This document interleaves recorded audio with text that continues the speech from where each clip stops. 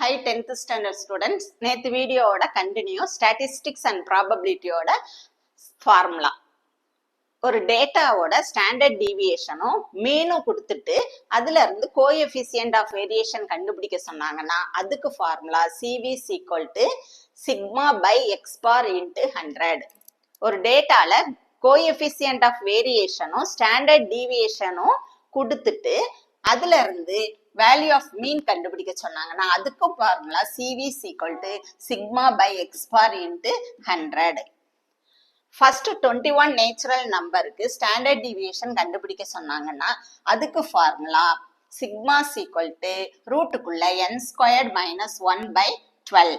இந்த என்னோட வேல்யூ தான் இங்க கொடுத்துருக்க 21. Next find coefficient of variation. இப்படி டேட்டாவை நம்பர்ஸ்ல கொடுத்துட்டாங்கன்னா ஃபர்ஸ்ட் நம்ம கோஎஃபிசியன்ட் ஆஃப் வேரியேஷன் கண்டுபிடிக்கணும்னா என்னென்ன நமக்கு தேவை? எக்ஸ் பாரும் வேணும், சிக்மாவும் வேணும். அப்ப எக்ஸ் பார் கண்டுபிடிக்க என்ன ஃபார்முலானா சம்மேஷன் எக்ஸ் பை என். அந்த கொடுத்துருக்க நம்பரை கூட்டிட்டு எத்தனை நம்பர் கொடுத்துருக்காங்களோ அதால என்ன செய்யணும்? டிவைட் பண்ணிடணும். அப்போ உங்களுக்கு எக்ஸ் பார் கிடைச்சிரும். இந்த சிக்மாவுக்கு summation d squared by n, ரூட்டுக்குள்ள summation d squared by n. அதுக்கு அது ரெண்டையும் கண்டுபிடிச்சிட்டு தான் நீங்க CV equal to sigma by x bar into 100 இந்த ஃபார்முலால அப்ளை பண்ணணும். இந்த சம்லாம் சால்வ் பண்ணி என்னோட வீடியோல வரும்.